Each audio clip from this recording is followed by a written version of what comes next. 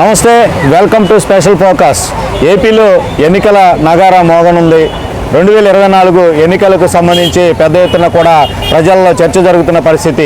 ఈసారి ఏ ప్రభుత్వం వస్తుంది, ఈసారి ఎవరి పరిస్థితి ఎలా ఉండబోతుంది అనేది. అయితే రాజధాని అంశం అనేటటువంటిది రాష్ట్ర వ్యాప్తంగా రాజకీయాలకు సంబంధించి తీవ్ర ప్రభావం చూపిస్తున్నటువంటి పరిస్థితుల్లో రాజధాని రైతులు చేస్తున్నటువంటి దీక్షలు, అమరావతి రాజధానికి సంబంధించి ఏర్పడినటువంటి ఇబ్బందులకు సంబంధించి మనతో మహిళా రైతు లక్ష్మీ గారు ఉన్నారు.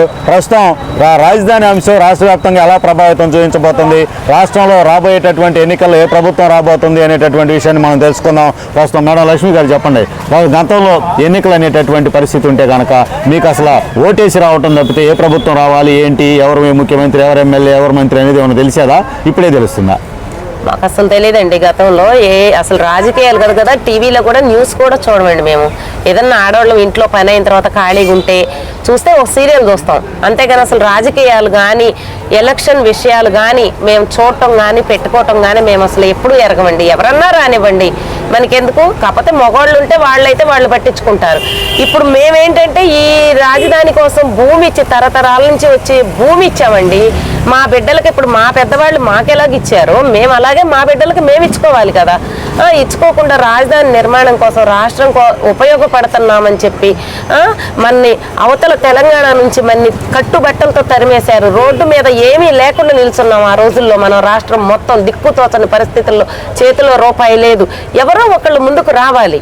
ప్రభుత్వం మమ్మల్ని ఒక కమిటీల్లాగా, రైతులకి గ్రామ కమిటీల్లాగా పిలిచి పెట్టి మాకు అన్నీ నచ్చజెప్పి మనము ఇలా ఇస్తే పొలము రాజధాని నిర్మాణం చేసుకుంటే బిడ్డలకి బిడ్డ తరాలన మనం ఇక రెండో చోటకి వెళ్లకుండా మన బిడ్డలు మనికళ్ళ ముందు ఉంటారు, మనకే కంపెనీలు వస్తాయి, మనమే ఇక్కడ ఉద్యోగాలు చేయించుకొని మన ముందే ఉంటారు, బాగుంటుంది, రాష్ట్రం అందరికీ ఉపయోగపడ్డట్టు ఉంటుంది.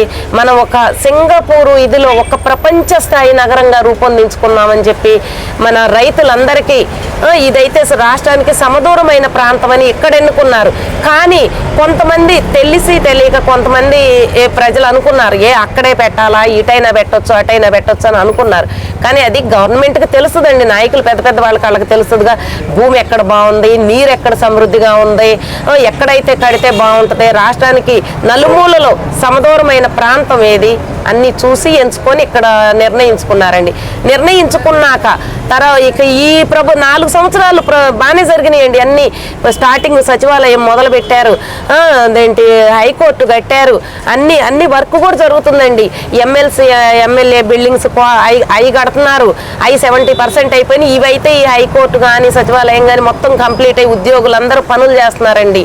ఇక్కడ రేత్రి పగలు కంపెనీలు, ఎల్ఎన్టీ కంపెనీ కానీ షాపుజీ కంపెనీ కానీ అసలు వాళ్ళందరినీ చూస్తే మాకు ఎంతో కళ్ళ పండుగగా ఉందండి. వాళ్ళని చూసి ఏనాడు బయటికి రాని వాళ్ళని చూసి అసలు శని ఆదివారాలు వస్తే మేము ఎవరు అసలు బయటికి రామండి.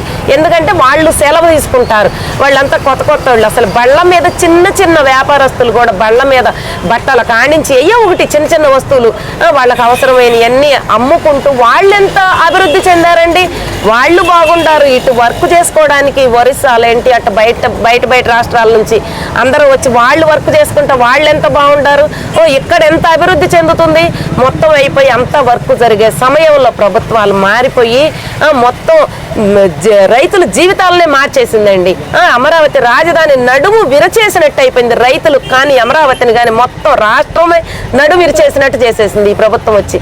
ఇంకా అప్పటి నుంచి మేము టీవీలు చూడటం మొదలు పెట్టామండి. ఏంటో మన పరిస్థితి ఎలా అయిపోయింది, ఏం చేయాలనేది అసలు పాలుపోక అసలు ఇంట్లో నుంచి బయటికి రావాలన్నా రాలేకపోయే వాళ్ళం అసలు. ఎందుకంటే మేము ఎప్పుడూ రాలేకపోగా లోపల కూర్చొని అయ్యో రేపు అసలు మన భవిష్యత్తు ఏంటి, మన బిడ్డల భవిష్యత్తు ఏంటి, ఎక్కడ గజం భూమి లేకుండా రాష్ట్రానికి ఇచ్చాం, అసలు మనం ఏం చేయాలని అసలు మాలో మేము మతన పడతా కుటుంబాలు కూర్చొని ఏడ్చుకున్న రోజులు ఉండయండి.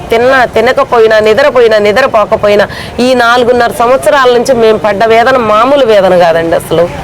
లక్ష్మి గారు, ప్రస్తుతం ఆ రోజున మీరు తరతరాలుగా నమ్ముకున్నటువంటి భూమిని మీ ఇంట్లో పెద్దలు కావచ్చు ఎవరైతే భూమి ఇవ్వాలి ప్రభుత్వానికి అనగానే మీకేమనిపించింది? చాలా బాధేసిందండి. ఫస్ట్ అయితే ఏదైనా ఎవరము ఇవ్వం కదండి. పక్కన ఏదన్నా సైడ్ కాలువలకి కొంచెం ఒక గజం జరగమంటేనే ఎవరూ ఒప్పుకోము.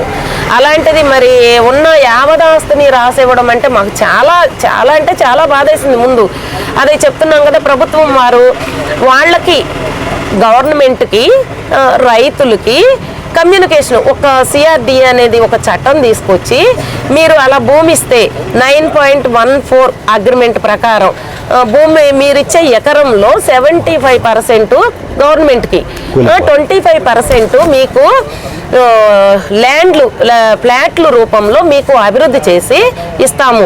మీకు బాగుంటుంది, మీ పిల్లలకి బాగుంటుంది, రాష్ట్రం అంతా బాగుంటుందని మాకు అంతా నచ్చజెప్పి ఇచ్చేసారండి. కాబట్టి ఎవరో ఒకళ్ళు ముందుకొచ్చి ఇవ్వాలి కాబట్టి అప్పుడు ఇచ్చామండి. ఇక అంటే భూమి ఇచ్చిన తర్వాత మీకు ఏదైతే పచ్చటి పొలాలన్నింటినీ కూడా దున్ని మళ్ళీ బిల్డింగులకు సంబంధించినటువంటి క్రమంలోకి ముందుకెళ్తున్నప్పుడు ఆ బిల్డింగులు క్రమక్రమంగా ఎదుగుతూ ఉన్నప్పుడు మీకు పంటను పెరుగుతున్నటువంటి పంట గుర్తొచ్చినటువంటి పరిస్థితి ఉందా? అప్పుడు ఎలాంటి ఆనందం కలిగింది? మేము ఇచ్చిన భూముల్లో ఇంత అభివృద్ధి జరుగుతుంది, రాష్ట్ర ప్రజలకు ఇంత మేలు జరగబోతుంది అనేది ఎట్లా ఫీల్ అయ్యారు? బాగుందండి. ఎందుకంటే ఇతర రాష్ట్రాల వాళ్ళు, హైదరాబాద్ నుంచి వచ్చినటువంటి వాళ్ళు కూడా అమరావతి చూడటానికి టూరిజం లాగా వచ్చినటువంటి సందర్భాలు మేము కూడా చూసాం మీడియా కవరేజ్కి వచ్చినప్పుడు. అలాంటి పరిస్థితుల్లో ఇతర ప్రాంత వాసులే అమరావతి డెవలప్మెంట్ చూడటానికి నిర్మాణం జరుగుతున్నప్పుడు టూరిజం లాగా వచ్చారు. ఇక మీ ప్రాంతంలో మీ భూముల్లో జరుగుతున్నటువంటి నిర్మాణాలు చూస్తే మీకేమనిపించింది? చాలా ఆనందంగా ఉందండి. అదే పంట పొలాలు అప్పుడైతేనేమో 3 పంటలు పండేవి, అప్పుడు ఆనందం వేరండి. సస్యశ్యామలంగా ఎంతో ఇదిగా ఉండేది. ఆ తర్వాత సరే ఇలా ఉపయోగపడుతున్నాం కదా, ఈ బిల్డింగులు ఇవన్నీ చూసి అందరూ అలా రావడం, టూరిజం లాగా ఇక్కడికి వచ్చి పొలాలు అయ్యి కొంతమంది మేము ఇక్కడ భాగస్వాములు అవుతామని కొనుక్కోవడము, ఆ కార్లు వేసుకుని అందరు రావడం కొనుక్కోవడం చూసి మాకు చాలా ఆనందంగా ఉంది. మేము చాలా ఉపయోగపడ్డాం, చాలా త్యాగాలు చేసాం, భూమి ఇచ్చి రాష్ట్రానికి కూడా ఉపయోగపడ్డాం, బిడ్డల భవిష్యత్తుకు ఉపయోగపడుతున్నామని చెప్పి మేము చాలా ఆనందం పడ్డాము. అయితే ప్రతి సోమవారం కూడా పోలవరం కూడా అలాగే పరుగులు పెడుతూ పని జరిగేదండి. ప్రతి సోమవారం వచ్చిందంటే రైతులందరినీ ఒక వెహికల్స్ ఏర్పాటు చేసుకొని పొద్దున్నే తీసుకెళ్లి సాయంత్రానికి తీసుకొచ్చేవాళ్ళండి.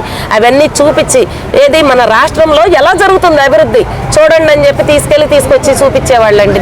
అవన్నీ చూసి మేము చాలా చాలా అంటే చాలా ఆనందపడ్డామండి. ఇప్పుడు ఈ ప్రభుత్వం వచ్చిన తర్వాతే మేము ఇలా అయిపోయాం, కానీ అప్పుడు బాగానే ఉన్నామండి. లక్ష్మి గారు, ప్రస్తుతం జగన్మోహన్ రెడ్డి ప్రభుత్వం వచ్చింది. జగన్మోహన్ రెడ్డి పరిపాలన కొనసాగిస్తున్న క్రమంలో అసెంబ్లీలో సంచలనమైనటువంటి నిర్ణయం తీసుకోబోతున్నారు అనేటటువంటి ఒక చర్చ ప్రజల్లోకి వచ్చిన నేపథ్యంలో సంచలనమైన నిర్ణయము ఏముంటుంది అనుకున్నారు మీరు? రాజధాని 3 రాజధానులు ఉంటాయి, అమరావతి రాజధాని కాదని చెప్పబోతున్నాడని చెప్పి అనుకున్నారా? వినగానే ఏమనిపించింది? మేము అసలు అలా అనుకోలేదండి. 3 రాజధానులు చెప్తారు ఆయన నోటెమ్మట అంత కుళ్ళు కుచితమైన మాట వస్తుందని అసలు మేము అనుకోలేదు. ఎందుకంటే అప్పుడు గత ప్రభుత్వంలో తను ప్రతిపక్షంలో ఉన్నప్పుడు కూడా అందరికీ సమ్మతమే, ఎస్ నాకు ఇష్టమే, 33,000 ఎకరాలు కూడా కావాలి, ఇక్కడ ఇష్టమేనని చెప్పారు కదా. కానీ ఇంతలోనే తని మనసు మారిపోయి రైతుల మీద ఇంత కుట్ర పన్ని ఇలా 3 రాజధానులు అంటారనేది అయితే మేము అసలు ఎక్స్పెక్ట్ చేయలేదు. కానీ ఆయన నోట ఆ మాట బయటికి రాగానే మాకు అసలు వెన్నుముక్క ఇరిగిపోయినట్టు అయిపోయిందండి. అలో లక్ష్మణ అంటూ ఆ పలాన్ రోడ్ల మీద పడి ఏడుస్తున్నామండి. ఆ రోజు నుంచి ఈ రోజు వరకు 4.5 సంవత్సరాలు అయిందండి. ఇంతవరకు అది తీసుకున్న నిర్ణయం మరి కరెక్టా కాదా అని ప్రజల్లోకి వచ్చి మీరు ఎందుకు చేస్తున్నారు, మరి 3 రాజధానులైనా చేస్తాను, అభివృద్ధి చేస్తాను, దీనివల్ల ఈ ఉపయోగాలు గత ప్రభుత్వం ఎలాగ మీరు భూములు ఇస్తే రాజధాని నిర్మాణం అవుతుంది, దానివల్ల ఎలా ఉపయోగాలని ఎలా చెప్పారో ఆ రకంగా నువ్వెందుకు రాలేకపోతున్నావు, నువ్వెందుకు చెప్పలేకపోతున్నావు?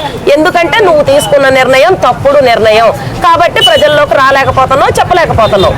అది విషయం. మేడం, ప్రస్తుతం ఏదైతే జగన్మోహన్ రెడ్డి వాళ్ళ బాబాయ్ హత్యకు సంబంధించినటువంటి అంశం ముందే తెలుసు అనేది తాజాగా సిబిఐ వాళ్ళు బయటికి తీసినటువంటిది. ముందే వాళ్ళ బాబాయ్ హత్య జరిగింది విషయం ముందే తెలిసి కూడా ఇది చంద్రబాబు చంపించాడని చెప్పి ప్రెస్ మీట్ పెట్టడం, అలాగే ఇలాంటి కారణాలు ఏదైతే డాక్టర్ సుధాకర్కి సంబంధించి కూడా మాస్క్ అడిగితే అతను మరణించే వరకు కూడా హెరాస్మెంట్ చేయించి ఆయన చనిపోయే వరకు కూడా అతను వేధింపులకు గురి చేశాడనేది చాలామంది దళిత సంఘాల వాళ్ళు కూడా చెప్తున్నటువంటి పరిస్థితి. ఇలాంటి మనస్తత్వం కలిగినటువంటి వ్యక్తి ఆ రోజున రాజధాని ల్యాండ్ పూలింగ్ జరుగుతున్న క్రమంలో ఈ చెరుకు తోటలు తగలబెట్టించి అతనే ఈ రైతుల్లో ఆందోళనలో, రైతుల్లో విభేదాలు, రైతుల్లో కలహాలు తీసుకురావాలని ప్రయత్నం చేశాడనే అభిప్రాయం ఇప్పుడు ఏమైనా కలుగుతుందండి? కేవలం అది తెలిసిందేనండి. అతను కావాలనే చేపించారండి. చెరుకు తోటలు ఇక్కడ లోకల్ వ్యక్తుల చేత తగలబెట్టించారు. మాకు రైతులకి మధ్యలో విభేదాలు సృష్టించి, కులాల విభేదాలు సృష్టించి, రాజకీయాల పరంగా ఇక అసలు అంతకు ముందు మాకేమీ తెలియని వాళ్ళం ఈ 4.5 సంవత్సరాల్లో మేము ఎంత నరకం చూస్తున్నామనండి, ఎన్ని రాజకీయాలు, ఎంత కుట్రలు చూస్తున్నామనండి. సేమ్ ఇప్పుడు కూడా మళ్ళీ అదే పొజిషన్ అండి. కులాల మధ్య సిచ్చు, మతాల మధ్య సిచ్చు, అప్పుడు ఏ కుట్రలు పన్నారో ఏ ఇది చేశారో అదే చేస్తున్నారు. సుధాకర్ గారిని అంటే మాకు అంతకుముందు అంటే మాకు తెలియదండి. ఆ వివేకానంద రెడ్డి గారి అవన్నీ మాకు తెలియదు. మేము అసలు చెప్తున్నాం, మేము అంతకుముందు రాజకీయాలు అసలు న్యూస్ చూడడం, రాజకీయాలు తెలియదు మాకు. ఇదంటే మాకు తెలిసిన తర్వాత చూసాం. మేము ఎందుకు మాకు తెలిసిన తర్వాత అంటే ఈ 4 సంవత్సరాల నుంచి మేము రోడ్డు మీదకి వచ్చాం. ప్రతి న్యూస్ రోజు ఏ కుట్ర పన్నుతున్నాడు ఈ ముఖ్యమంత్రి రైతుల మీద, ఈ రాష్ట్ర ప్రజల మీద అని మేము రోజు న్యూస్ చూస్తుంటే సుధాకర్ గారిని మేము చూస్తున్నాం. ఎందుకంటే మాకు కళ్ళకు కట్టినట్టు మాకు కనపడుతుంది. చేస్తున్నాం, అది మీ వల్లే, మీ తప్పే, అది మీ వల్ల ఇది అన్యాయంగా బలైపోయిన వ్యక్తి సుధాకర్ గారు, అది తెలుస్తుంది, అందరం చూస్తున్నాంగా. ఇక అంతకుముందు అంటే మాకు తెలియవయ్యి, మేము ఎప్పుడు ఏనాడు చూసారు. రాజధానిలో మహిళలు పెద్ద ఎత్తున కూడా ఈ భారతదేశ చరిత్రలోనే మహిళలు పూర్తి స్థాయిలో ఎంత సుదీర్ఘమైనటువంటి ఉద్యమం జరిపినటువంటి పరిస్థితులు ఎప్పుడూ లేదు. ప్రస్తుతం మీరు రాజధాని మహిళలుగా ఈ ఉద్యమంలో ముందుకెళ్తున్నటువంటి క్రమంలో రాష్ట్ర ప్రజలకు మీరు ఏం చెప్తారు మీ యొక్క బాధలో సాధకాల నేపథ్యంలో? రాష్ట్ర ప్రజలకు ఏం చెప్తామండి, భూమిని కోల్పోయి ఏనాడు బయటకు రాని ఆడవాళ్ళము మనం ఇల్లు ఎలా చక్కదిద్దుకుంటామో, ఇంట్లో పిల్లల్ని ఇల్లు ఎట్ట చక్కదిద్దుకుంటామో, మగవాళ్ళు ఉండారంటే వాళ్ళ పని వాళ్ళు సంపాదిస్తారు, చేస్తారు, వాళ్ళు బయట చేసే పనులు చేసుకొస్తారు. ఇంట్లో అన్ని చక్కబెట్టుకునేది ఆడవాళ్లే. కాబట్టి మన భూమిని కోల్పోయి రేపు మన బిడ్డలకు ఏమి ఆన్సర్ చేస్తామని చెప్పి ఏనాడైతే రోడ్డుకు వచ్చి ఇది చేస్తున్నామో, ఇప్పుడు కూడా అదే విధంగా రాష్ట్ర వ్యక్తులు మన రాష్ట్ర ప్రజలందరికీ కూడా ఏం చెప్పదలుచుకున్నామంటే, మీరు కూడా ఇలాగే ముందుకొచ్చి ఈసారి మనకి ఏ నాయకుడైతే మనకి రాష్ట్రాన్ని అభివృద్ధి చేస్తారో, ఏ నాయకుడైతే సంపద సృష్టించే నాయకుడు మనకి కావాలో చూసుకొని, ఇప్పుడు జరిగే ప్రభుత్వంలో వచ్చిన కంపెనీలు కూడా పోయినాయి. సంక్షేమాలు అని చెప్పి దళితుల్ని, పేదల్ని, నేను వాళ్ళకి మేనమామని అని ఓన్లీ ఆకట్టుకున్నాడు. వాళ్ళని ఎంత మోసం చేస్తున్నాడో వాళ్ళు అర్థం చేసుకోవట్లే. కొంతమంది తెలుస్తున్నారండి, వాళ్ళకి కూడా కొంతమందికి అర్థం కావట్లా. వాళ్ళందరూ కూడా తెలుసుకోవాలి, అర్థం చేసుకోవాలి. కేవలం సంక్షేమాలు అంటున్నాడు, మోసం చేస్తున్నాడు. ఎక్కడి నుంచి తెచ్చిస్తున్నాడు అండి సంక్షేమాలు? ఒక కంపెనీ పెట్టు, సంపద సృష్టించు, సంపద సృష్టించి వాటితో నువ్వు సంక్షేమాలు ఇవ్వు. సంక్షేమాలు అంటాము, నిధులు అప్పులు లేవడం తెస్తాము.